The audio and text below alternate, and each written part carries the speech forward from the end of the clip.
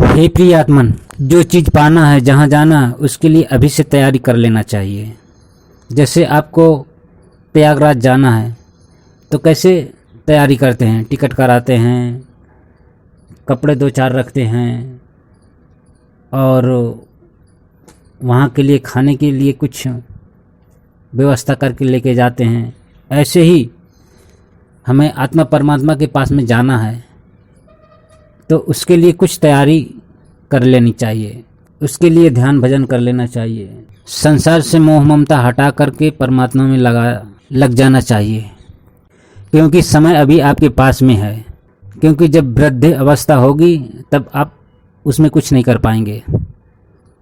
जो करना है सो अभी कर सकते हैं, अभी से लग जाना चाहिए परमात्मा प्राप्ति के मार्ग पर, क्योंकि हमारा लक्ष्य परमात्मा प्राप्ति होना चाहिए। परमात्मा प्राप्ति का लक्ष्य हम जब बना लेते हैं तो वो लक्ष्य पर हमारा मन फिर बार बार उधर जाता है। कि मन में अगर कोई लक्ष्य नहीं है, मन में अगर कोई चीज़ पाने की जिज्ञासा नहीं है, तो उसका जीवन तो पशुवत है। तो इसलिए मनुष्य के मन में तत्व जिज्ञासा उत्पन्न हो जाए तो समझो ईश्वर की विशेष कृपा है हम पर। क्योंकि लोगों को जिज्ञासा उत्पन्न ही नहीं होती कि अरे मैं कौन हूँ, संसार क्या है और मुझे मर के जाना है तो कहाँ जाना है।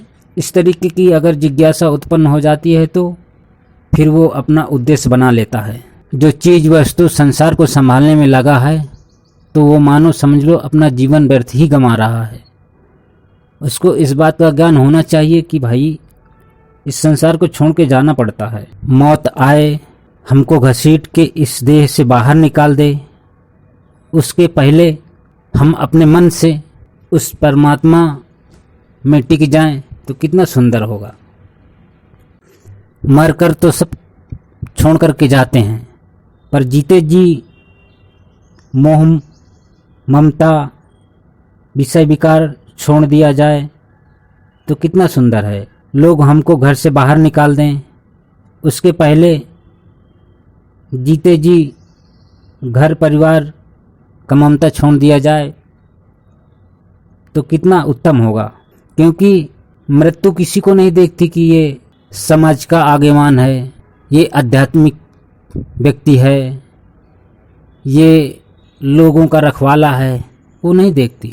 मौत आए, थप्पड़ मार करके हमको ले जाए, उसके पहले हम जीते जी इस देह की ममता, जीने की आकांक्षा छोड़ दे तो कितना उत्तम है। क्योंकि जीने की इच्छा छोड़ दोगे तो भी जियोगे आप। हे भैया, कब तक माँ के गर्भ में आते रहोगे? कब तक उल्टा माँ के गर्भ में लटकते रहोगे? अब तो दया करो अपने ऊपर थोड़ा सा। आत्मज्ञान पा करके मुक्त आत्मा जितात्मा क्यों नहीं बन जाते? आत्मज्ञान पा करके तुम तो निहाल हो जाओगे। तुम जिस पर मीठी दृष्टि डालोगे वो भी निहाल होने लगेगा।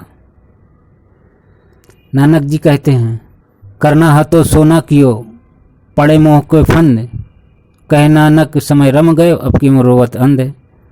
जब समय व्यतीत हो जाएगा तब रोते रहोगे, पछताते रहोगे, फिर क्या? तो कहते हैं जो प्रेम परमात्मा से करना चाहिए वो प्रेम अगर किसी व्यक्ति से, किसी वस्तु से किया तो उधर से ठोकर अवश्य मिलेगा। ठोकर मिलता है, फिर भी कहते हैं 100 जूते खाएं तमाशा घुस के देखेंगे, ऐसी बात हो जाती है। तो जो मरकर छोड़ जाना पड़े तो जीते जी छोड़ देना कितनी बुद्धिमानी की बात है, कितनी उदारता की बात है। शास्त्र कहते हैं, जन्म दुखम जरा दुखम जाय दुखम पुनः पुनः अंत काले महादुखम तस्मात् जाग्रही जाग्रही। तो संसार में सुख लेने की चीज़ नहीं है।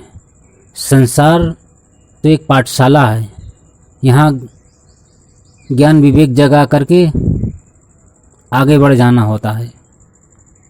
तो शास्त्र कहते हैं शतम विहाय भोक्तव्यम सहस्त्रम स्नानम आचरेत लक्ष्यम विहाय दातव्यम कोटि तत्वा हरि भजेत। करोड़ों काम छोड़ करके भगवान का ध्यान भजन कर लेना चाहिए, क्योंकि यही तुम्हारे साथ में जाने वाला है। जो साथ में जाने वाला है उसके लिए हम क्या कर रहे हैं, ज़रा अपने हृदय को टटोल लेना चाहिए। जो संसार का एक तिनका भी नहीं जाता उसके लिए रात दिन खपे रहे हैं, और जो साथ में जाता है उसके लिए क्या कर रहे हैं ये देखना पड़ेगा।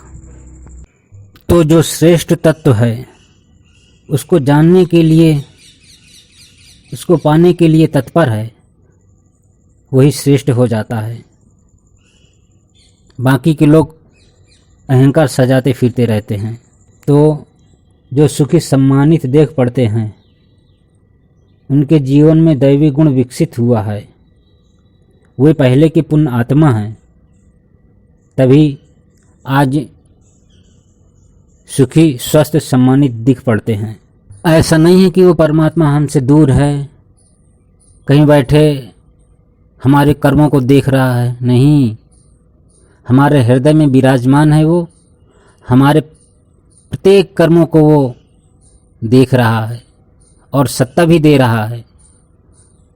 कर्म करने में भगवान ने हमको स्वतंत्रता दी है, पर फल में नहीं, फल तो वही देता है।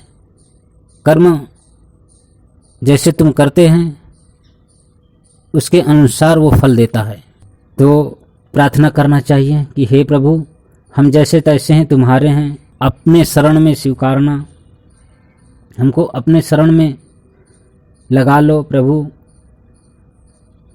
क्योंकि ये शरीर एक दिन नष्ट हो जाना है, रोग इसको घेर लेगा।